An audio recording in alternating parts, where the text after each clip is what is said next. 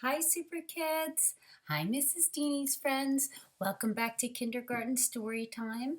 I hope that you had a wonderful weekend, and I especially hope that all our mothers out there had a wonderful Mother's Day. Today, and Mrs. Deeney and I are here to celebrate all the wonderful mothers that had the chance to spend the day yesterday celebrating with their children. We wish you a very happy Mother's Day. And in celebration, our books this week are dedicated to you. Mother's Day always brings back fond memories of my childhood. And here, boys and girls, is a picture of Mrs. Guttheil when she was a little girl. Some of my favorite things to do when I was little was snuggle up with a good book with my grandmother or my mother. And we used to cuddle up together and they would read me stories. So I am very excited today to bring you one of my favorite books called The Best Nest. This story is by P.D. Eastman, and I look forward to reading it to you, and I hope you enjoy it as much as I did when I was little. The Best Nest by P.D. Eastman. Mr. Bird was happy. He was so happy he had to sing. This was Mr. Bird's song. I love my house, I love my nest. In all the world my nest is best. Ooh, Mr. Bird is happy, but someone else is not happy.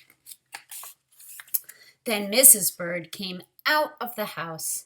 It's not the best nest, she said. I'm tired of this old place, said Mrs. Bird. I hate it. Let's look for a new place right now. So they left the old place to look for a new one. This place looks nice, said Mr. Bird. Let's move in here. But somebody else had already moved in. So they looked at another house. How silly is that? This one looks nice, said Mr. Bird. And there's nobody in it. I wonder who lives in that house. You're wrong, said Mrs. Bird. This house belongs to a foot. That's funny. So they went on looking. I like this one, said Mr. Bird. It has a pretty red flag on the roof. I've always wanted a house with a flag, said Mrs. Bird. Maybe this place will be all right. But it was not all right. I guess I made a mistake, said Mr. Bird. That was the house. That was not the right house for Mr. and Mrs. Bird. You make too many mistakes, said Mrs. Bird. I'm going to pick the next house. And here it is, right here. I wonder if that's going to be the right house for the Bird family. They flew in. They looked around. Isn't it too big? Asked Mr. Bird. I like this big place, said Mrs. Bird.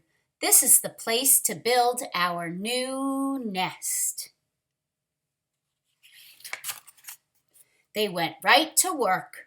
They needed many things to build their nest. First, they got some hay. They got some soda straws and broom straws. They got some sweater string.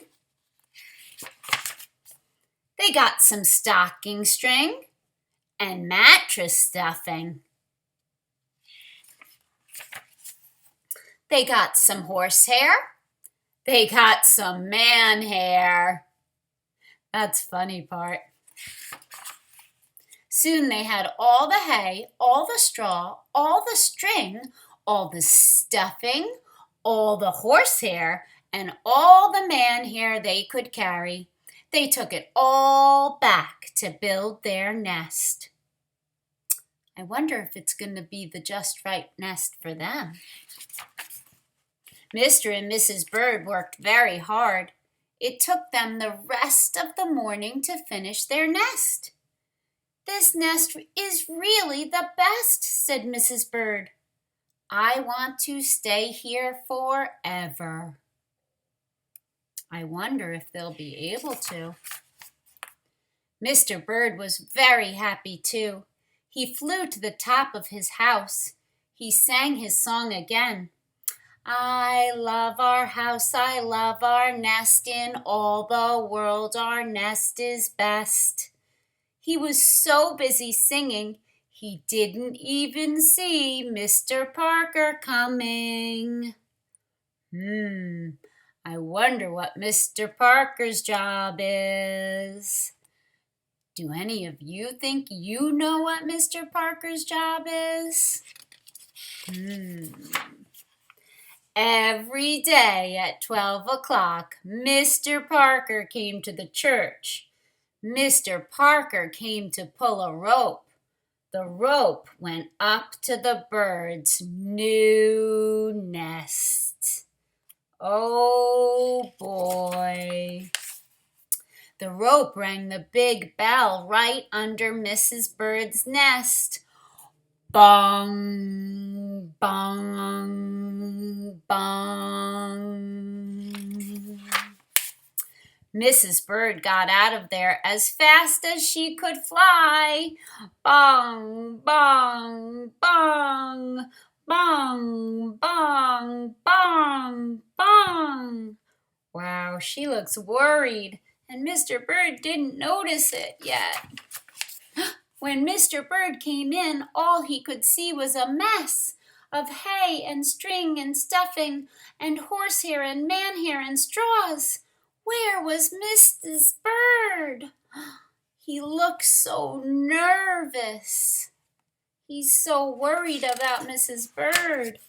"I will look for her until I find her," said Mr. Bird. He looked high. He looked low. He looked everywhere for Mrs. Bird. You can even see all these lines where he's flying everywhere around. He looked down into a chimney, but Mrs. Bird wasn't there.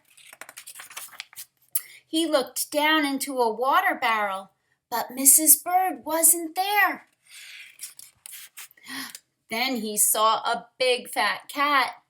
There was a big fat smile on the fat cat's face.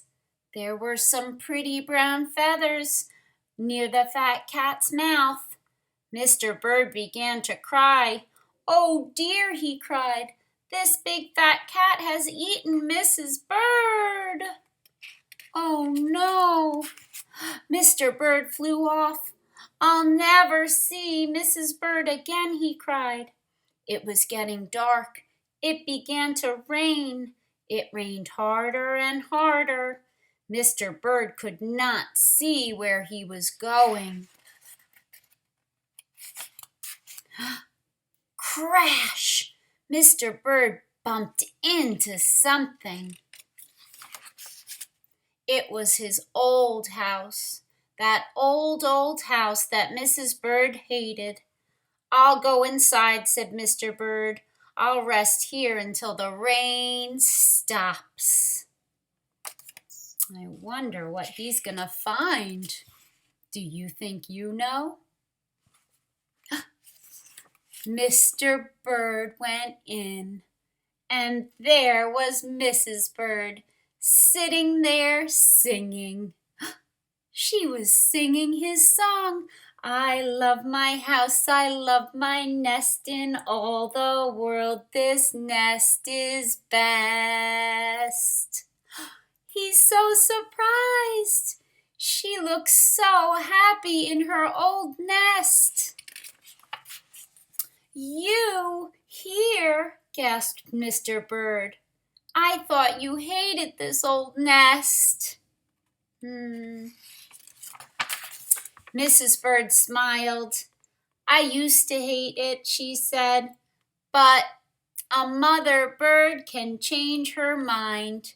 You see, there's no nest like an old nest for a brand new baby bird.